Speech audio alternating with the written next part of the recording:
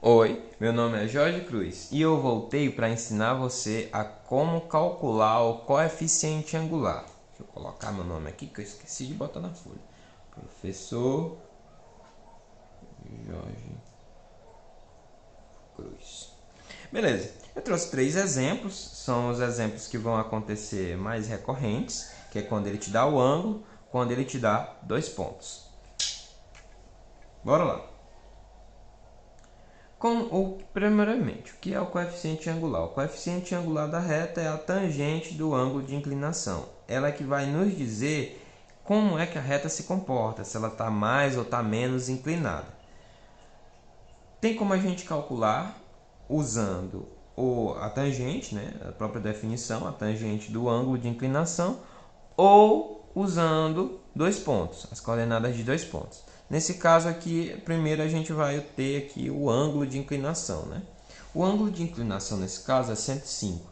Veja que ele é mostrado, né? Ele aparece aqui entre o eixo X e a reta no sentido anti-horário. Deixa eu ver se ficou. Então vamos lá. Quando eu tenho um ângulo, como é que eu faço para calcular o coeficiente angular? É importante porque já já a gente vai começar a falar sobre retas e lá a gente vai sempre falar sobre coeficiente angular e coeficiente linear. E aqui você está aprendendo a calcular o coeficiente angular. Então, ele é o m, que é o coeficiente angular, ele é a tangente do ângulo alfa, que é o ângulo de inclinação. Ou seja, nesse caso aqui, ele é a tangente de 105. Ó, professor, que legal, você trouxe aqui a tangente de 105, mas ele não está na tabela. E também não tem relação nenhuma com os ângulos notáveis. Mas, no entanto, todavia, eu espero que você tenha feito um ótimo segundo ano e aqui você tenha como lembrar da tangente da soma, né? A tangente da soma. Para quem foi meu aluno, vai lembrar dos meus estagiários, né, da residência pedagógica falando sobre. Tem gente amando, tem gente beijando. Tem gente amando, tem gente beijando. Foi assim que ele ensinou eu também não gosto. Se você é desses que não gostou da formulazinha com tem gente amando, tem gente beijando, você é dos meus, porque eu também não gosto de ficar falando fórmulas assim. Mas tem gente que entende melhor, né? Então, tangente da soma é a tangente de A mais a tangente de B sobre 1 menos a tangente de A vezes a tangente de B. Nós vamos usar isso aqui. Por quê? Porque a tangente de 105 ela é a tangente de 60 mais 45. Eu não conheço a tangente de 105, mas eu sei que a tangente de 60 é raiz de 3 e que a tangente de 45 é 1. E tendo essas duas informações, eu posso substituir lá na fórmula. Então é tangente de A, quem é o A nesse caso? 60. Professor, toda vez vai ter que usar a tangente da soma? Não, às vezes só a tangente dos números que você já conhece, 30, 45, 60, vai ser suficiente. Nesse caso aqui é porque as questões não vão se conter só com o mais básico, né? Então, tangente de 60 mais tangente de 45 sobre 1 menos a tangente de 60 vezes a tangente de 45. Essas eu conheço pela tabela, né? Agora eu fiz a tabelinha. 1, 2, 3, 3. Faz aí para você ver se você lembra. Então a tangente de 60 é raiz de 3. Mais 1, que é a tangente de 45, sobre 1 menos tangente de 60, raiz de 3, tangente de 45, 1. Então isso aqui é 1 mais raiz de 3 sobre 1 menos raiz de 3. Terminou, professor? Não. Tem uma tal de racionalização, que é quando aparece no denominador uma raiz. Nesse caso aqui, como tem uma subtração, eu tenho que multiplicar pela soma dos elementos. Então é 1 mais a raiz de 3 e tem que multiplicar em cima também. 1 mais a raiz de 3. Aqui em cima, você tem o mesmo número multiplicado por ele.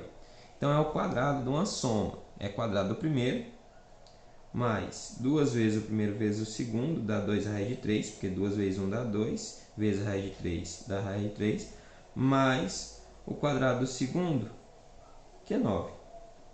Tudo bem? Espero que tenha dado para entender. Aliás, 3 é a raiz de 9, que é 3. Beleza. Sobre, aqui é a soma pela diferença. É o quadrado do primeiro, que dá 1, menos o quadrado do segundo, que dá 3. O resultado aqui vai ser 4 mais 2 raiz de 3 sobre menos 2. Ou seja, simplifica aqui, né? Divide, então você vai ter menos 2 menos raiz de 3 com uma tangente de 105. Então a tangente de 105 é igual a menos 2 menos raiz de 3. Esse aqui vai ser o coeficiente angular. Bonito, né? Não, nem um pouco. Já quando eu tenho dois pontos, vou dividir bem aqui. Quando eu tenho dois pontos, podem ser dados de duas formas. Ou você pode ter os pontos assim, em pares ordenados, ou você pode ter os pontos assim, no plano cartesiano. Não vai fazer diferença, é só uma questão de como ele se apresenta, mas é a mesma coisa. A fórmula é a mesma. É o coeficiente angular. Aqui, quando o ângulo aparece, ele é a tangente do ângulo, mas quando o ângulo não aparece e o que aparece são os valores das coordenadas, você tem aquela fórmula: y do b menos y do a sobre x do b menos x do a. O a e o b podem comutar, viu? Eles podem trocar de lugar, não tem problema nenhum não. O importante é que você sempre faça, se pegar daqui para cá, ou na próxima você também tem que pegar daqui para cá, né? Então, se no numerador você pegou do A para o B, no denominador tem que ser do A para o B também. Fora isso, não tem nada que te impeça. Então, aqui no caso, o M vai ser y do B menos 6, aliás, 11. Tem que tomar cuidado, que em cima é y, viu? É y a b menos y a. E menos 3, certo? 11 menos 3. E agora o x, menos 6 menos 2. Então, m é igual a 11 menos 3, dá 8. E menos 6 com menos 2 dá menos 8. Então, nesse caso, o coeficiente angular é menos 1. Só para você ter uma ideia, o menos 1 ele é a tangente negativa da tangente de 45, certo? Já que a tangente de 45 é 1. Isso significa que ele está no segundo quadrante, ele é o representante do 45 no segundo quadrante. No caso, o representante do 45 no segundo quadrante, se a gente fosse levar lá para o círculo trigonométrico, está aqui o 45, depois é 90, depois seria o 135. Então, ou ele seria o 135, o ângulo de inclinação seria 135, tudo bem? Seria esse aqui, ó. Então a reta estaria fazendo isso.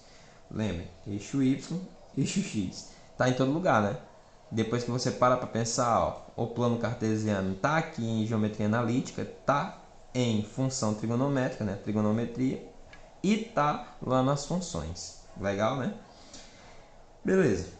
Então, nesse caso aqui, o coeficiente angular foi menos 1.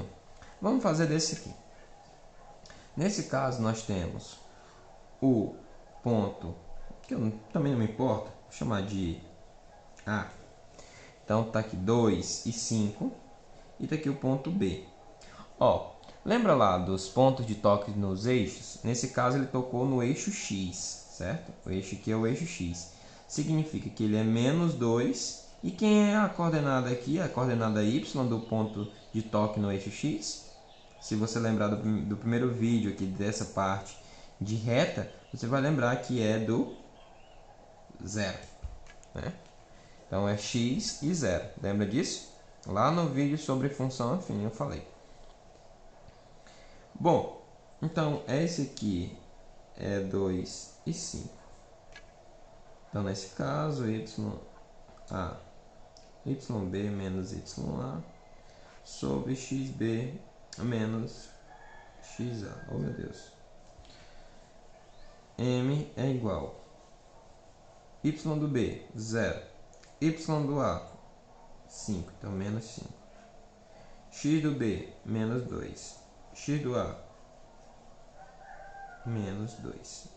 É menos por causa da fórmula, tá bom? A fórmula negativa. Então, m é igual a menos 5 sobre menos 4, ou seja, 5 sobre 4.